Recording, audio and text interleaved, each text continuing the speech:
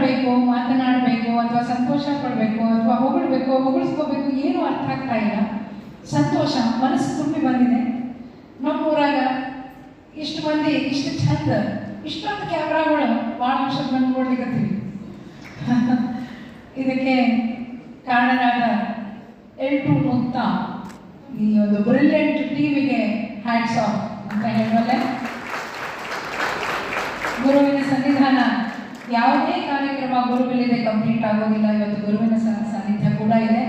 ನನಗೆ ಬಹಳ ಮುಖ್ಯ ಅಂದರೆ ನನ್ನ ತಂದೆಯವರು ಕೂಡ ಇಲ್ಲಿ ಬಂದಿದ್ದಾರೆ ಈ ಕಾರ್ಯಕ್ರಮವನ್ನು ವೀಕ್ಷಿಸಲಿಕ್ಕೆ. He is the maker of Sangeetha Katti, not respects.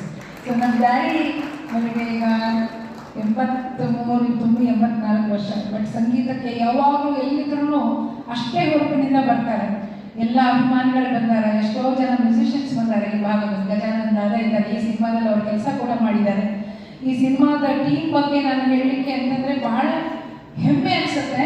ಯಾಕೆಂದರೆ ಚಿತ್ರ ಮಾಡೋದು ನಿಮಗೆಲ್ಲ ಗೊತ್ತಿದ್ದಲ್ಲಿ ಆವಾಗಲೇ ಹೇಳಿದ್ರು, ಅಷ್ಟು ಸುಲಭ ಇಲ್ಲ, ಡೆಫಿನೆಟ್ಲಿ ಕಷ್ಟ ಇದೆ. ಈಗಿನ ಒಂದು ಪರಿಸ್ಥಿತಿಗೆ ಒಂದು ಚಿತ್ರ ಮಾಡಬೇಕು, ಅದರಿಂದ ಎಂಥ ಶ್ರಮ, ಒಂದು ದಿನದಲ್ಲ, ಒಂದು 4 ದಿವಸದಲ್ಲ, 1 ವರ್ಷದಲ್ಲ, 2 ವರ್ಷದಲ್ಲ, 3-4 ವರ್ಷದಿಂದ ನಾನು ನೋಡ್ತಾ ಇದ್ದೇನೆ.